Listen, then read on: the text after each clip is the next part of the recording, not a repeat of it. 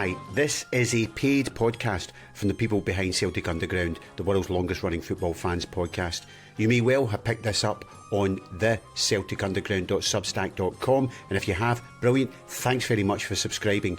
You may also have picked it up on your favourite podcast app. Now, if you listen to it on the Substack app and you're wanting to pick it up on things like Apple Podcast, Amazon Podcast, Spotify, etc., but you don't know how, then it's fairly straightforward to do. If you log on to the Substack app through a computer, and just on the right hand side there will be instructions of how you can link the RSS feed to your preferred provider, such as Apple, and that links through to various other podcast apps that people utilise. It's even easier on Spotify.com to link it to be able to pick up both your free and paid podcasts on the same subscription, on the same app. And if you have any issues at all, just go on, log on, put on a comment, and we will get back to you. There's loads of great videos and helpful things on Substack. Anyway, enough of me. Enjoy your paid for pod.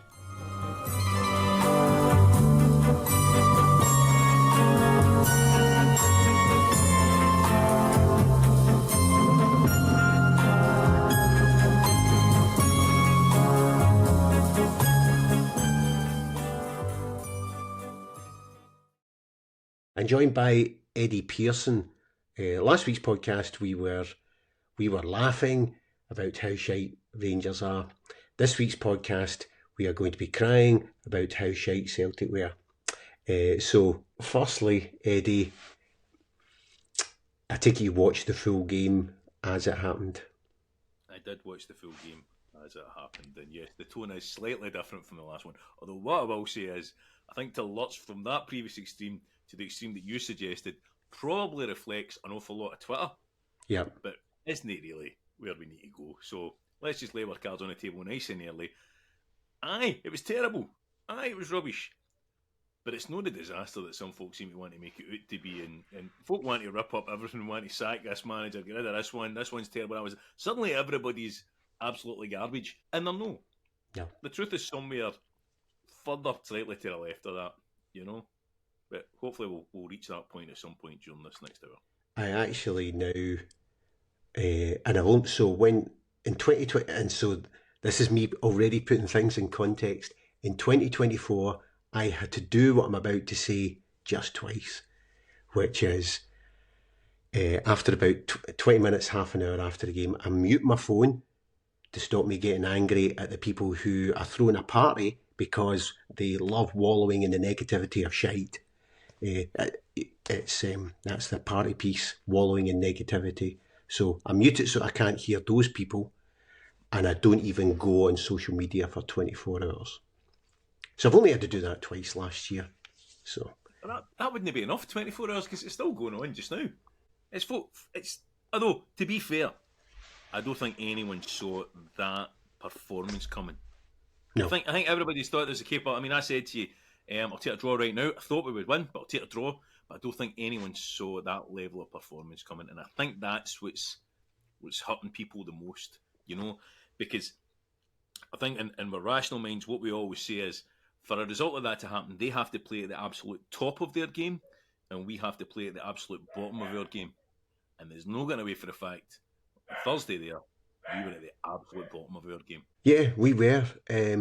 Although, and I know that this sounds like sometimes the way I think about European games. First 5 minutes we were okay.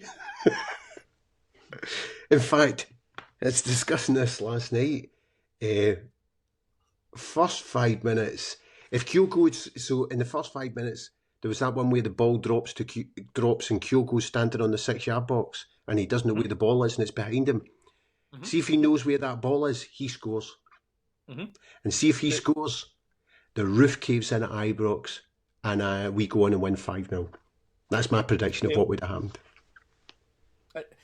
I do think the first 5 minutes looked quite comfortable. I thought that the ball that Taylor played down for Maida to run straight down the outside of the left back that was playing at right back was thought, here we go, we're going to have a great day here. You know, because he just haired away from him and cut it across him with a couple of chances in the first 5 minutes. But what very quickly became clear after those 5 minutes, because they scored on the 7th, was the same failings that we've had in previous games came through. The ball from Scales, a loose ball across into the midfield, the exact same thing that cost us in the cup final. A loose ball across from the left into midfield to nobody is intercepted, and we're not strong enough to prevent them from running through in the midfield. Their midfield ran right over the top of our three. There was too big a gap between, in my opinion, McGregor and the other two in midfield, and it meant that they had two rows of players on either side of McGregor. That meant that we couldn't get the ball to him, and in turn he was left isolated. And the two further up the pitch, they never saw enough of the ball. They weren't involved enough, and when they were involved, they were weak and ineffectual. And there's no point trying to kid on that we're actually great, but we're unlucky. And if it went this other way, we'd have won it 5-1 or whatever. The reality was, we weren't at the races. We are a much better team than what we showed on Tuesday. Much better individuals, much better collectively. But on Tuesday, I thought that we looked frightened, bullied out the game. We would stage fright or something. There wasn't a. I would say Carter Vickers, and I know you won't be happy with this, Taylor, and to a lesser extent Schmeichel, were the only three that looked as if they were actually there to fight and to play football. The rest of the team looked really weak. I give Kyogo a buy on that one, to be fair, because he never get any service at all. I can see you're not convinced by that. So this is my issue with people saying Kyogo's the greatest since Larsson. See, in the games where Kyogo is ineffectual, it's like playing with... he's not there at all. It's like playing with 10 men. Well, right, I'll counter that with... there's two times when Kyogo shows anything at all, and they're both long balls out from the back. One in the first half where he just doesn't quite go on the end. He gets away from the two centre-halves and he doesn't quite go on the end of the ball, and it comes through to Kelly. And in the second half, the ball that's off, where he's slightly offside, where he has a wonderful touch, lofts it over the keeper into the back of the net, and yes, he's slightly offside. If he hadn't been offside, maybe he couldn't have done that. But the only times we saw him was when we gave him something to run on and to try and do with the ball. There was no really any other opportunities in that game. You got to accept that. If you're not going to give your forward player the chance to show what he can do, you can't criticise him when he doesn't do anything. The ball didn't go anywhere near him. Yeah, so you can ask him to try and come in and help out the midfield to get the ball near him. Okay. But then, based on where our midfield was sitting, it still wouldn't have made any difference, because Bernardo and Hatate were sitting so high and so far away from McGregor that if you'd brought him into that midfield, he's still not making any impact, because the game is getting played around about McGregor and around about our centre-halves. It's the same way the game is getting played there at the Cup final. But it might make their midfield change to have to pick up the extra guy who's in their space. So I was saying that the problem with the midfield was that Kyogo didn't come back and help? No. I'm saying there's lots of things wrong with the team. I'm just saying when you're saying Kyogo's got zero blame, I'm just saying in the games where Kyogo isn't participating, he's completely anonymous. That's my point. He doesn't try and do something to assist with the failings of the team. I think that's a hard way to view it when you've got a striker that isn't getting any service. I think his job is to score goals.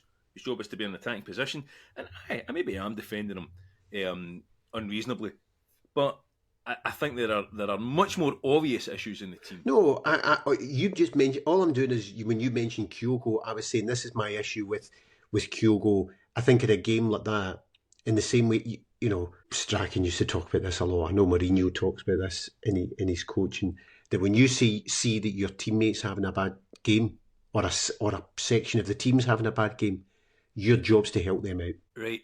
Where would you start though? Would you go to the left wing? Would you go to the right wing? Would you step back into midfield? No, he needs to step back into the midfield. Defensive mid position. He's spoiled for choice. I started this by saying that Carter Vickers, Taylor, and possibly Schmeichel were the three that I would give pass marks to. And I've got sympathy for Kyogo in terms of he never get any service. I think that's not to say that could they all have done better? Aye, okay.